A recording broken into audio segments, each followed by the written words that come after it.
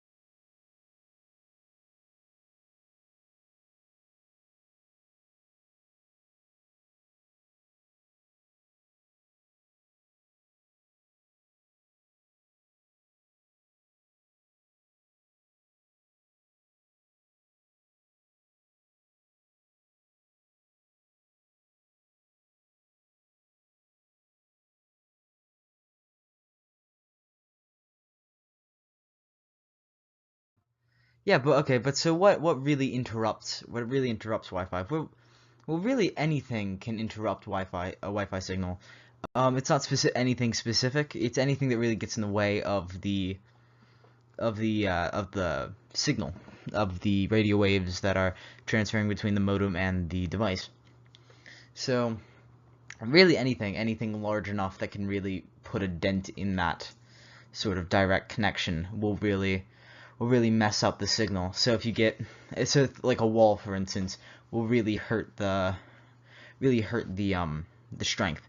So like if you have a modem on like a first floor and you're trying to get that signal up on the third, it's not exactly going to work because, well, A, you're really far away.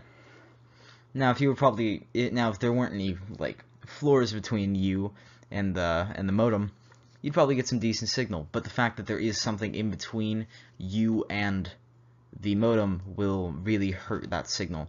It's less extreme with smaller objects, but anything can really mess up a signal.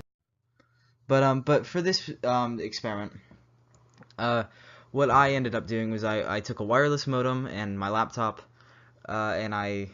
which can receive, sorry, which can receive and measure specific wireless signal strengths.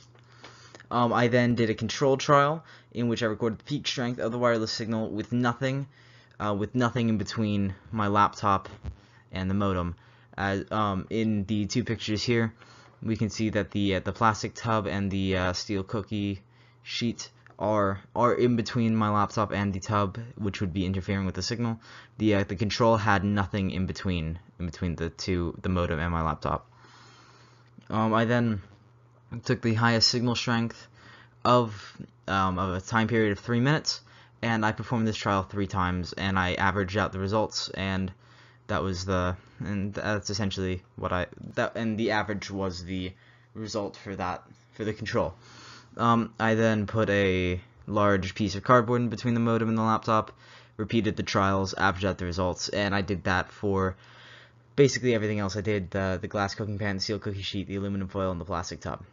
And so I averaged out all those results, and I got the average dBm strength for the control was negative 37 dBm, so solid signal there. negative 43.7 from the steel cookie sheet. Now, well, that's not the worst it could possibly be. It's very much dense from the control readings. Aluminum foil really destroyed the signal. It's possible that because it's semi-mirrored, or it's got that mirror polish, that it was able to kind of reflect some of the specific radio waves that were in between the modem and my laptop, which could then hurt the signal more than if it was just an object in between them. The glass cooking pan did about the same as the steel cookie sheet. I'm gonna chalk those up to sort of the thickness. They were pretty similar, pretty similar in thickness. So it's like so it may not have had a ton to do with what the material was, but just that something of a specific that thing of specific thickness was blocking the path. So the plastic tub had a average of negative 40.7 dBm. So it wasn't as damaging to the signal as the cooking pan and the cookie sheet, and definitely not nearly as damaging as the aluminum foil. And then the cardboard was interesting. I did not think that it would do as much as it did, but it definitely kicked the signal back quite a bit from the control, which was surprising to me. But okay, so the conclusions I gathered from this was that while aluminum foil had the largest impact upon the signal and caused the largest reduction in overall signal strength, it didn't really, anything that really got in between the modem and my laptop really could harm the signal. Now, if the laptop was farther away, if the object in between them was thicker or bigger, that effect could probably amplify more and more. But some possible errors that were in my experiment. Sometimes when changing materials, this happened a lot with the aluminum foil specifically. It was very hard to get stuff in it was very hard to place things perfectly. Get them in at a similar distance between the modem and my laptop, which may have caused some slight shifts in results. And so it was also semi-difficult to find really uniform sizes and thicknesses of these items and materials, so that's also a possible way that the results could have been skewed slightly. But some possible improvements that could be made on this would be to really get more accuracy, essentially, more uniform sized materials and more uniform shapes, and really possibly a more accurate program for measuring the wireless signal. But I think overall, really the main problem, the main argument that could be brought up against this would be the size and really thick, and the overall size and shape of the materials that were used as deterrents to the Wi-Fi signal. But yeah.